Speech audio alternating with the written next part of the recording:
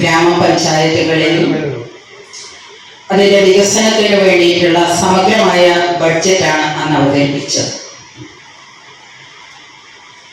നമുക്ക് ഏറെ പ്രാധാന്യം അടിസ്ഥാന ജനവിഭാഗത്തിൻ്റെ, നമുക്കെല്ലാം അറിയുന്ന പോലെ അവരുടെ പ്രശ്നങ്ങൾ പരിഹരിക്കുക, വീടില്ലാത്തവർക്ക് വീട് നൽകുന്ന ലൈഫ് പദ്ധതി, അതോടൊപ്പം ആരോഗ്യ മേഖലയ്ക്ക് ഏറെ പ്രാധാന്യം കൊടുത്തുകൊണ്ടുള്ള പ്രവർത്തനങ്ങൾ, അതോടൊപ്പം ഗവൺമെന്റ് ഇപ്രാവശ്യം ഏറെ പ്രാധാന്യത്തോടു കൂടി പറയുന്ന തൊഴിൽ സംരംഭങ്ങൾക്ക് ഏറെ പ്രാധാന്യം കൊടുത്തിട്ടുള്ള പദ്ധതികൾ, സാംസ്കാരിക മേഖലയിലെ വായനശാലകളിലെ എല്ലാം മികവുറ്റ പദ്ധതികൾ എല്ലാം ആസൂത്രണം ചെയ്ത് നടപ്പിൽ വരുത്തുന്നതിന് വേണ്ടി കഴിഞ്ഞ വർഷം നമുക്ക് സാധിച്ചിട്ടുണ്ട്.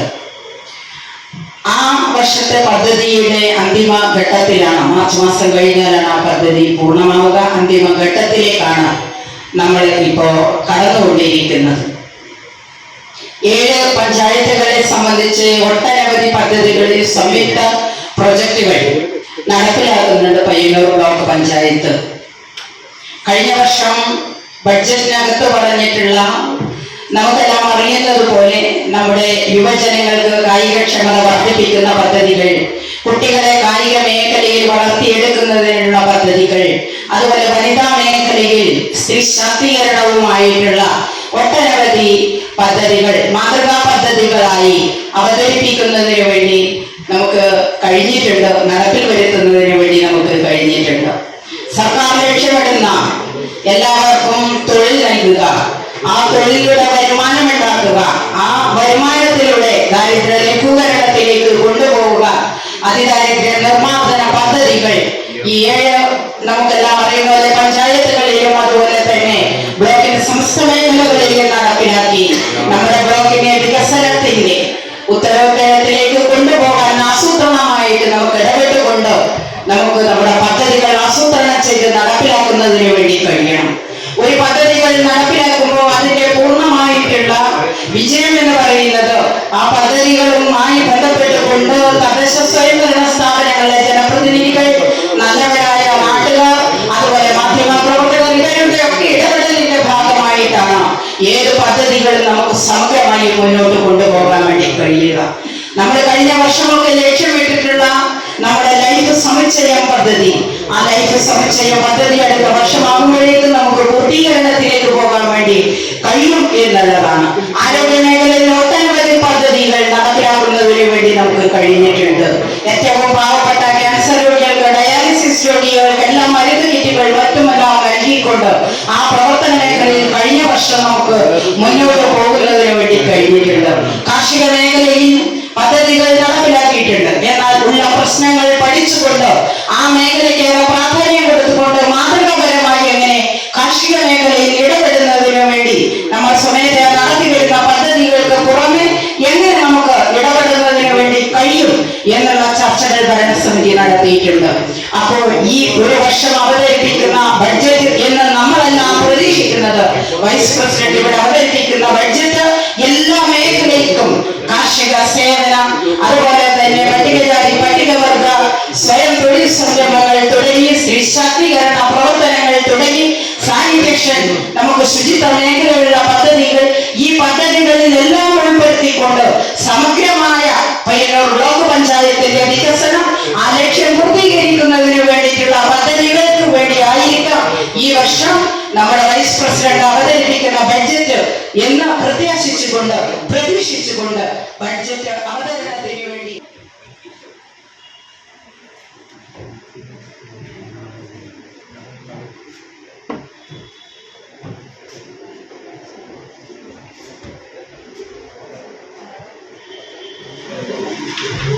ബഡ്ജറ്റ് പുസ്തകത്തിന്റെ ആമുഖമായിട്ട് ഒന്ന് സംസാരിക്കണമെന്ന് ഞാൻ ഉദ്ദേശിക്കുന്നില്ല. സെക്രട്ടറിയും പ്രസിഡന്റും ഈ വർഷത്തെ പദ്ധതിയിൽ നിങ്ങൾക്ക് ഉണ്ടാവേണ്ട ഏതാണ്ട് ആലങ്കാരിക ഭാഷയിലെങ്കിലും ഉന്നയിച്ചിട്ടുണ്ട്.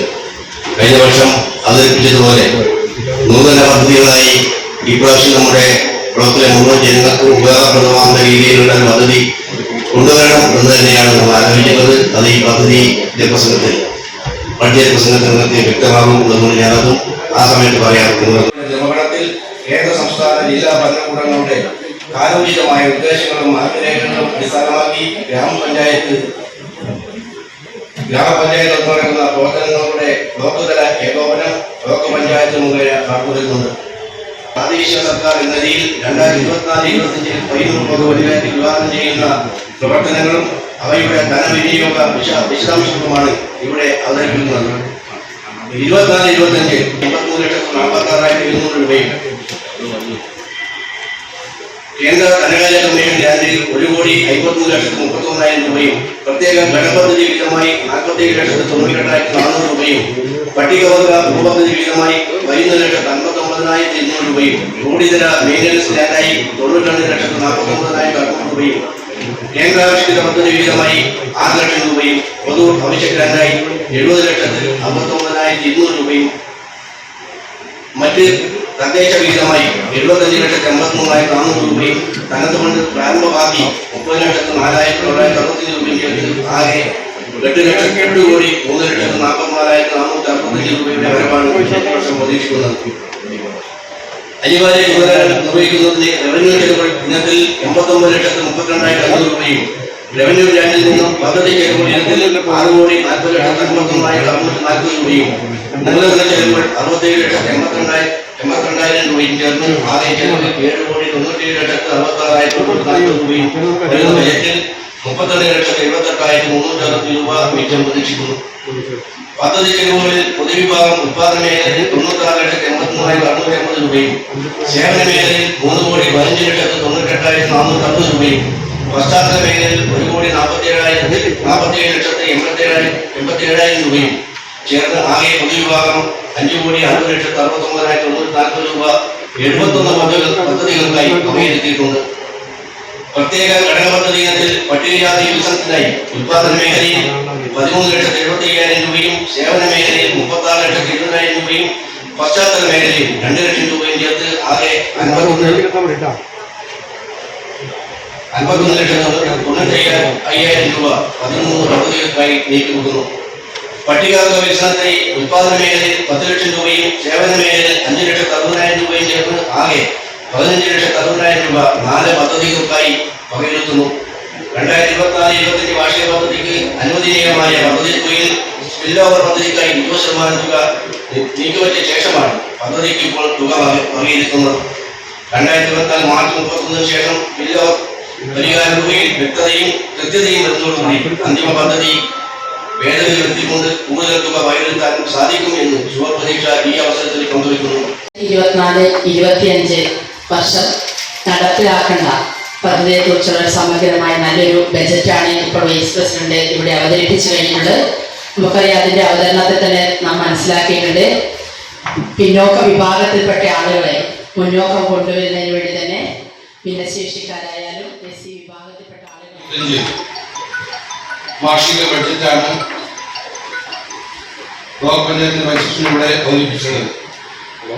തീർച്ചയായും നാളിതുവരെ പനൂർ ബ്ലോക്ക് പഞ്ചായത്ത് നടത്തിയിട്ടുള്ള ക്ഷേമ വികസന പ്രവർത്തനങ്ങളുടെ തുടർച്ച എന്ന നിലയിൽ തന്നെ പഞ്ചായത്തിന്റെ ബ്ലോക്ക് പഞ്ചായത്ത് പരിധിയിലുള്ള 7 ഗ്രാമപഞ്ചായത്തുകളുടെ നല്ല രീതിയിൽ ഊന്നൽ നൽകിക്കൊണ്ടിട്ടുള്ള ഒരു നല്ല ബഡ്ജറ്റ് തന്നെയാണ് ഇന്നിവിടെ അവതരിപ്പിച്ചിട്ടുള്ളത്. നമ്മുടെ ബ്ലോക്ക് പഞ്ചായത്തിന്റെ 7 ഗ്രാമപഞ്ചായത്തിന്റെ വികസന പ്രവർത്തനത്തിന് ആവശ്യമായിട്ടുള്ള ബഡ്ജറ്റ് തന്നെയാണ് ഇന്നിവിടെ അവതരിപ്പിച്ചിട്ടുള്ളത്. നമ്മുടെ ബ്ലോക്ക് പഞ്ചായത്തിന് കീഴിലുള്ള 7 ഗ്രാമപഞ്ചായത്തിന് അപ്പൊ അതിവിടെ അടുത്ത വർഷത്തെ സമയങ്ങൾ നമ്മുടെ കെട്ടിടമൊക്കെ കഴിയുമ്പോൾ അതിൽ പ്രത്യേക ഇതായിരിക്കട്ടെ എന്നാണ് എനിക്കൊരു അഭ്യർത്ഥനയുള്ളത്. പിന്നെ ഉള്ളത് കൊണ്ട് ഓണം പോലെ എന്നൊക്കെ സർക്കാർ തരുമെന്ന് പ്രതീക്ഷിക്കുന്ന ഒരു തുക വെച്ചിട്ടാണ് നമ്മൾ ഈ ബഡ്ജറ്റ് തയ്യാറാക്കുന്നത്. കഴിഞ്ഞ ദിവസം ബഡ്ജറ്റ് തയ്യാറാക്കി അതിന് വിവേച് ബഡ്ജറ്റും സപ്ലിമെന്ററി ബഡ്ജറ്റും ഒക്കെ ഇന്നലെ ധനകാര്യ കമ്മിറ്റി സപ്ലിമെന്ററി ബഡ്ജറ്റ് അംഗീകരിച്ചിട്ടുണ്ട് റിവേഴ്സായിട്ട്. അത് പിന്നീട് വരും. കാരണം തുക പറയുമ്പോൾ മാറ്റങ്ങൾ ആവശ്യമായി വരും. ചില പദ്ധതി നടപ്പിലാക്കുമ്പോൾ ചെലവുകൾ അധികരിച്ചു വരുമ്പോഴും ബഡ്ജറ്റിൽ ഭേദഗതി വരും. 10% വരെ തുകകള് ഭരണസമിതി അംഗീകാരം ചെയ്തു അംഗീകാരം മേടിച്ച് സമസ്ത മേഖലക്കും ഊന്നൽ നൽകിക്കൊണ്ടുള്ള വളരെ സിസ്റ്റമാറ്റിക് ആയിട്ടുള്ള ഒരു ബഡ്ജറ്റാണ് ഇവിടെ അവതരിപ്പിച്ചത്. അതുപോലെ തന്നെ ഈ സാമ്പത്തിക വർഷവും എല്ലാ മേഖലയ്ക്കും കൃത്യമായ ഊന്നൽ നൽകി